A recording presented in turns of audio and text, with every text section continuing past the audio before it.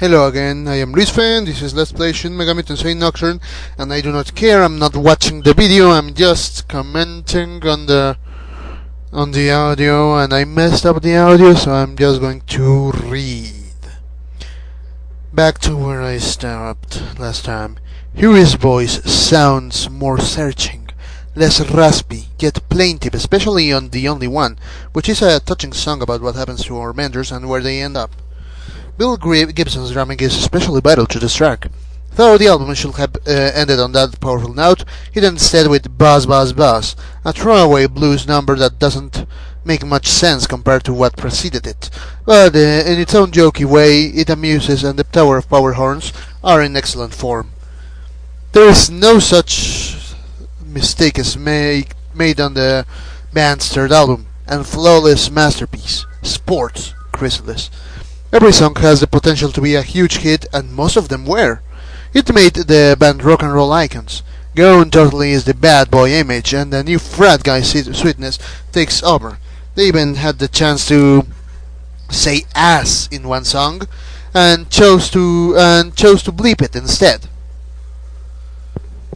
The whole album has a clear, crisp sound and a new sheen of consummate professionalism that gives the song on the album a big boost, and the wacky original videos made to sell the record Heart and Soul, The Heart and Rock and Roll, If This Is It, Bad Is Bad, I Want a New Drug, made them superstars on MTV. Produced by the band, Sports opened with what will probably become their signature song, The Heart of Rock and Roll, a loving ode to rock and roll all over the United States. It's followed by Heart and Soul, their first big single, which is a trademark Louis song, though it's written by outsiders Michael Chapman and Nick Chin, and the tune that firmly and forever established them as the premier rock band in the country for the 1980s.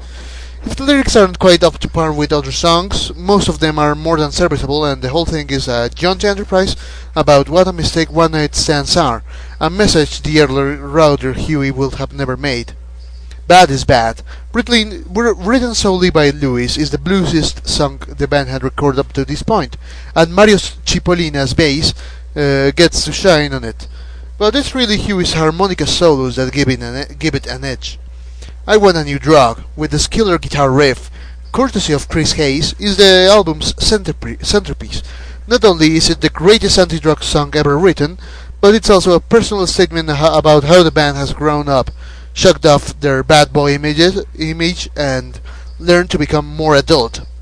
Hayes' solo on it is incredible, and the drum machine used, but not credited, gives not only I Want a New Drug, but most of the album a more consistent backbeat than any of the previous albums, even though Bill Gibson is still a welcome presence.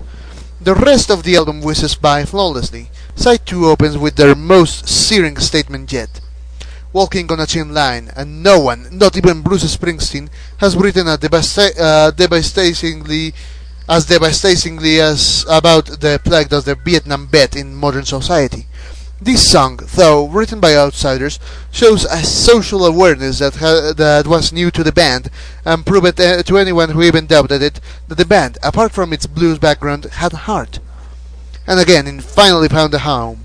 The band proclaims its newfound sophistication with this paean to growing up.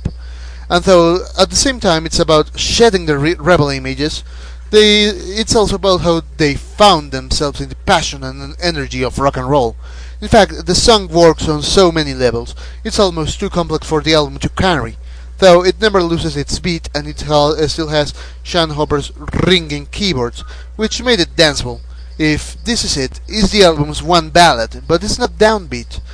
It's a plea for a lover to tell another lover if they want to carry on with the relationship, and the way Huey sings it, arguably the most pop vocal on the album, it becomes instilled with hope.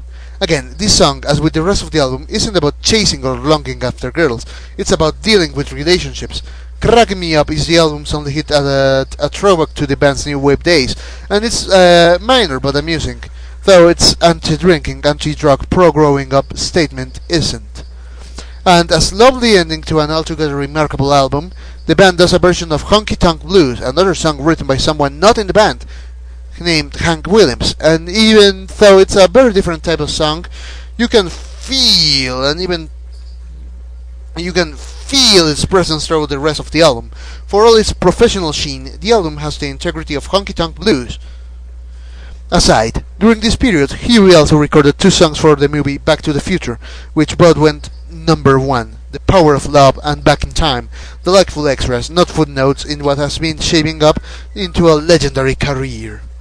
What to say to sports dissenters in the long run? 9 million people can be wrong. 4. Chrysalis 1986 is essentially a continuation of the sports album with an even more professional sheen. This is the record where the guys don't need to prove that they've grown up and that they have accepted rock and roll, because in the 3-year transition between sports and 4 they already had. In fact, 3 of them are wearing suits on the cover of the record. It opens with a blaze of fire, Jacob's Ladder, which is essentially a song about struggle and overcoming compromise, a fitting reminder of what Huey and the News represents, and with the exception of Hip to a Square, is the best song on the album, though it wasn't written by anyone on the band. This is followed by the sweetly good-natured Stuck By You, a lightweight paean to relationships and marriage.